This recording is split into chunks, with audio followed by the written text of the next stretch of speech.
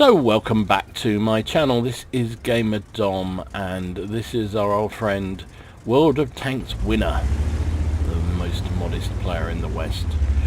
I just love it when people give themselves that kind of names. It just, you know, it's like I should change mine to just not very good Dom, and maybe that would be the way. Anyway, World of Tanks winner, regular commentator or commenter on videos on this channel, so thanks for sending this one in again. He is platooned up with a couple of his buddies. They're in Centurion 5-1 and the Brigetto 46, and he's in the Skorpion G, the Tier 8 premium German tank destroyer, the terror of the battlefield. And it's in a standard sort of Tier 8 matchup. It's a Tier 9 game on Fisherman's Bay. And there goes an AMX who's just fallen foul of the fact that to play this map really well these days, you have to dominate the middle. It's the only way to do it. Well, it's not quite.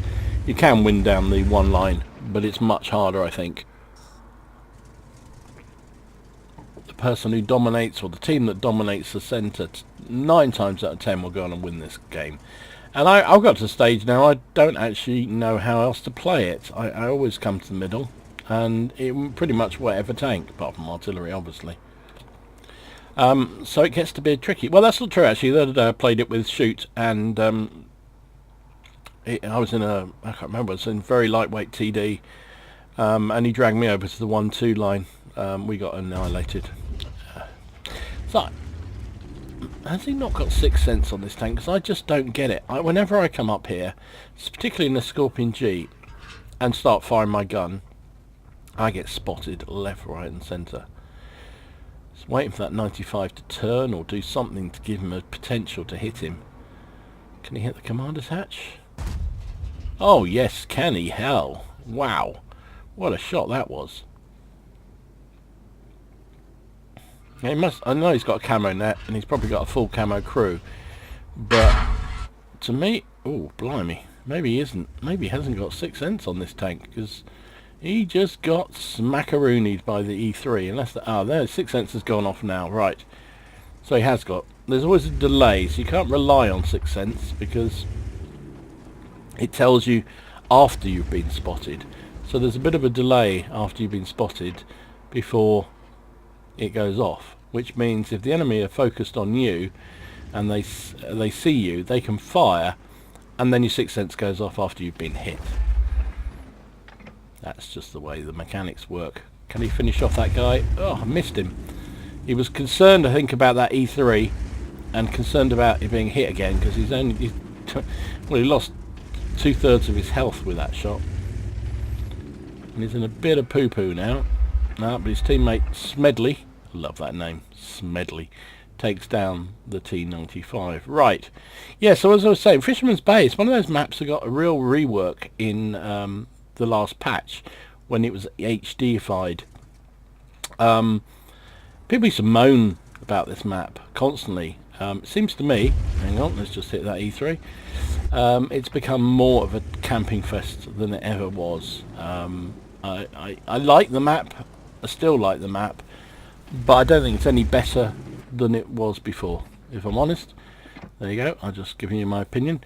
It just seems like now the camping takes place a little bit closer to the enemy in this sort of E and F line, and you get campers sitting at B1 and 2 and J1 and 2, and then some brave souls like that Carnarvon and Mouse heading down the one line, and the city is almost become an irrelevance. Occasionally, like in this game, you'll get somebody, a couple of tanks trying to push their way round, but as we saw with that T95 and that AMX from the enemy team, if they try and cut their way across the city too early in the game, they'll just get obliterated.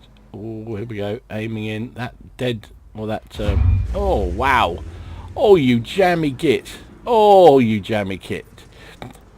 Hit by a WZ-121FT, and it didn't penetrate, didn't even track him.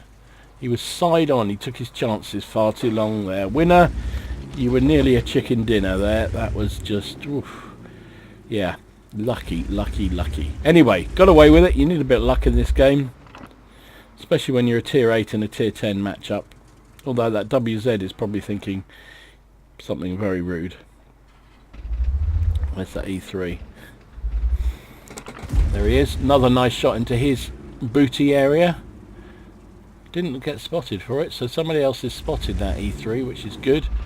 Which means winner can come back out again and line up another shot if he possibly can. Now, I like what he's doing here. He's using the sort of broken down bits of the house to fire through, which should shelter him largely from any return fire that comes in.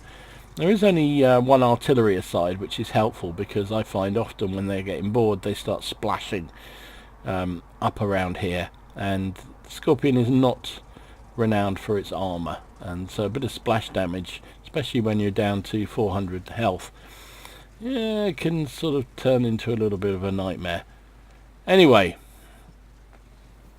I'm just fluffing and padding because we're in that sort of lull at the moment. Where's he? Oh, he's done it again. My goodness me, last time he poked out there, WZ put a shot into him. This time he gets away with it, hits the T-54. There's the two of the W's. Oh, someone's just hit him in the rear. And now he's in a problem. There's a pilot there. If he goes too much further forward, he's like to get spotted and popped by the Skoda or the E3. But someone takes down the back chat, which is probably helping. Means that he's not as easily spotted anymore, although that pilot does have tremendous view range. Base view range on the pilot is amazingly good. And it's another thing that happens with this map now, and it happens on both sides. So if the team that wins the city then has got to fight their way across from the 890 line towards the enemy base, and you can see our tanks over at A8, and they're kind of stuck. And it happens the same in reverse when the enemy team comes down to J8 and then has to try and get across. TDs that set up around K2 and in this case A2 can absolutely rip apart anything that comes through. And many a game I've seen has been won by a defending team that just pulls their shit together on the defence and takes down unwisely pushing, shall we say, heavy tanks that have won the city and think, oh, this is it, we're into the cap, and come rushing round and get absolutely tanked. Again, why I think you need to take the middle. If you've got the middle, you've got control of the middle, it's much harder for the defenders. So it looks, it's still 4-4, so it's still very tight. Oh, there's the WZ, right, that's what we were looking for. I love those WZs.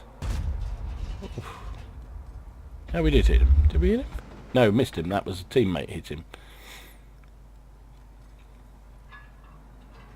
Need a bit more lead.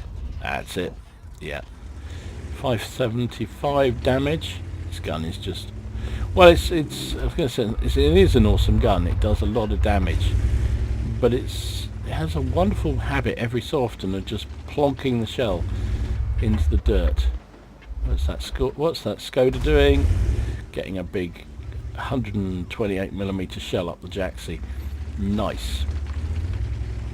Not that up the jacksie, not, you know what I mean. So it's 4 plays 6, and you can see what's happening. His teammates have pushed all the way down. They're now sort of moving forward to A7, but they're tied down, and it's really hard. Meanwhile, the enemy tanks who went down the one line seem largely have broken through. There's not an awful lot there to stop them anymore. There's only that Sue and the 50 TP. Meanwhile, the middle is still being hotly contested. There's still a couple of heavy tanks here. Winners here. Okay, he's trying to... He wants to poke over, I can see he does. He wants to sort of head in a bit more round, but the trouble is that Skoda is still somewhere, that WZ is still somewhere. This is not an easy situation, and the team are dying. It's 5-7 now.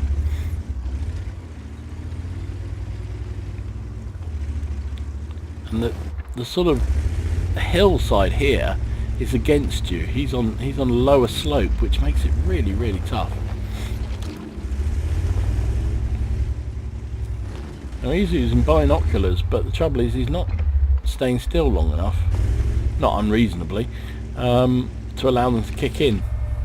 But he's now noticed he's got a potential shot on that pilot, but definitely wants to take out those enemy tanks there. But you can see the sort of obvious play would be to head more into the E5 area, but then he's probably going to get shot by all the TDs sitting back. So instead he's doing the roundabout route.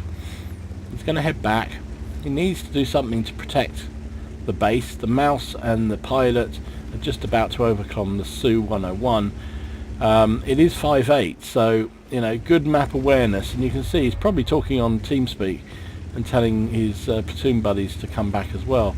The Centurion's already halfway back. Progetto seems to be also on his way.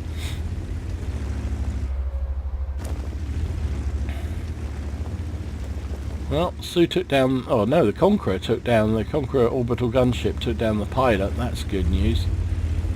Su seems to know his business, which is good to hear. We're down now 6 plays 9. There's a mouse about the house. Oh, and there's a S1. Oh dear, this is not good. Not good at all. But now that was a little bit of a misplay, if you don't mind me saying. Winner should probably have hit that S1 first of all. Instead he was worried about the middle and swung his gun round. Then by the time he turned back round, the Su was dead. And I kind of get why, because they're more likely to spot him and therefore do damage to him. But he allowed a teammate to die really unnecessarily when he could have hit the S1 and probably would have put him off his dinner. Anyway, never mind. We all do it. We don't all do it, but we do it from time to time. Heat of battle. So there's still that mouse up there. That he has now run out of standard AP, and he's on to the APCR rounds, which have a pretty good penetration, 311.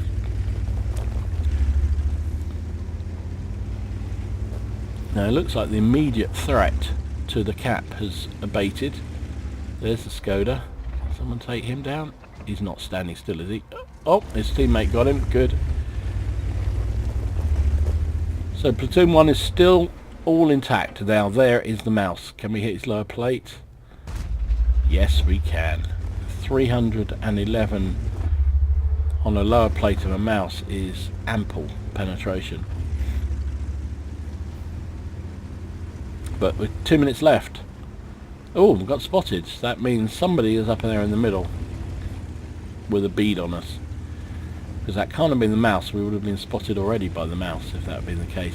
There is still an artillery in play.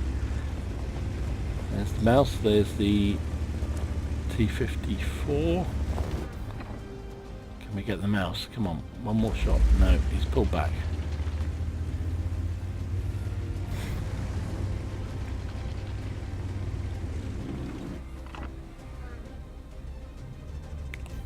ISU, right for the taking. He's down.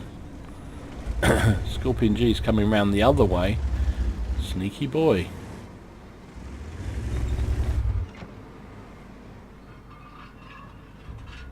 Oh, unlucky. Just couldn't load in time. But instead puts a HE shell into the side of that Skorpion G. I think his teammate hit him at the same time and that took the Skorpion down. Or maybe it didn't actually. He's been proxy spotted by the 54. And here comes the WZ. They take him down and the 54 is taken down by the Progetto. They've carried this. The tier 8 platoon has shown why they are so fearsome they have to fight tier 10 opposition. And they've absolutely denied it. And there goes the mouse. He's down. Very good support from the Conqueror gunship. He's added to the success of the team, and they've done a really, really good job. These boys, well, I assume boys. Sorry, I'm just quite a large percentage of players of World Tanks are boys. He's loaded HE again, and there goes the artillery. And that's it. Well played. Well played indeed. So what a game that was from Winner. He got the ace tank, of course he did. Spotter, fighter, fire for effect, Confederate, high caliber. Finished up, of course, top of the team. 7,143 damage, 5 kills, 1983 base XP. These platoon buddies propped up the winning table here. Brigetto coming in second with 1,303 kills, and the Centurion with 1,401 kill. So between them, 5, 8, 9 kills in a tier 10 matchup. Who said tier 8s couldn't cope? 20 shots fired, hit with 15, pen with 15 for that 7,000 damage. He took 3 hits himself, two of which pen, one which didn't, was that WZ shot which somehow didn't pen him inside. I have no idea how.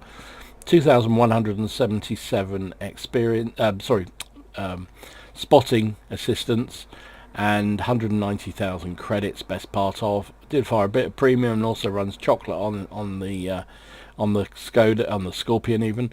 103,981 profit. Would have been just 40,500 if he hadn't been running premium. And with boosters for the bonuses for being in a platoon and in the premium vehicle, 3,571 experience. Would have been 2,381 if you hadn't been running a premium account. So there you go. Who said tier 8s can't cope in tier 10 matches? You got to be a good player. And chicken winning World of Tanks winner is definitely a good player. So anyway, hope you enjoyed this one. If you did, please give it a like and subscribe to the channel if you haven't already done so. In the meantime, enjoy your games, have fun, try not to take it too seriously, and I'll see you again soon. This is Gamer Dom signing out.